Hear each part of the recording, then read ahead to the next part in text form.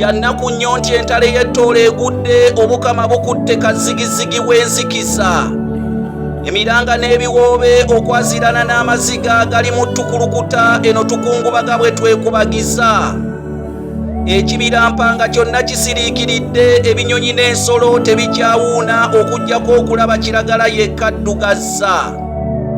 Olubiri olw'ekitiibwa ku kasozi ka Balole lusigadde ka mukungube ng'ekiswera ekitalina kisaka kibugiriza.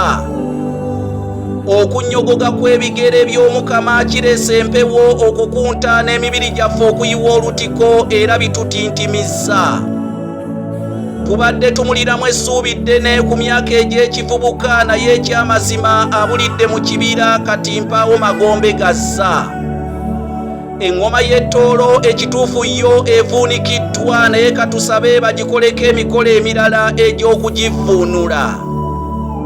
Omukama agendedde mu maanyi ekituufu kati abatoolo tuli mu kupaapaala ewaka ne mu kibira tukirako ne ku nkazalujja. Abadde ayuuguumya ttoolo buli waayita ng'aleka ebizimbe n'ensozi abivunnamizza. Amazima gali nti twolekedde olugendo olunene olw'okuddamu okuzimba obukama okubuggumiza. Bimpeereddwa Musinguzi Amooti, omusajja omutoolo, bitontomeddwa Kanoonya Juma.